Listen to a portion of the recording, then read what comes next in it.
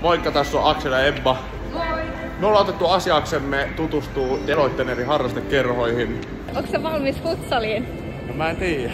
Me ollaan nyt menossa Merihaan palloiluhallille ja tänään meillä on vuorossa jalkapallo. Kiva mennä pelaamaan vähän futsaliin. Katsotaan mitä tapahtuu. Toivottavasti ei mitään nilkkoja me poikki tai muuta. Löydettiin perille. Moi! Sisäpelikengät. Check. Mulla ei oo sisäpelikengät. Sama sarja, on laittanut liivi sinne. Aksel, mikä fiilis? Vähän jännissä. Katsotaan mitä tapahtuu.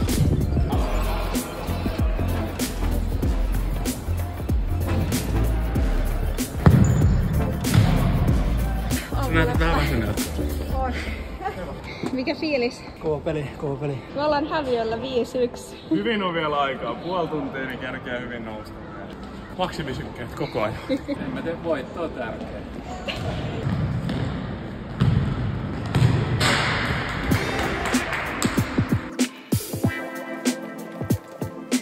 Maanantaisin pelataan 8 ihan primetime vuoro. Futiskerho on nyt käyty. Mä oon ainakin ihan loppu. En ottanut pyyhettä, ois pitänyt. Hikisenä menossa kotiin. Viikon kovin treeni on taas vedetty. Me lähdetään himaan nukkumaan. Yes. Moikka! Moikka!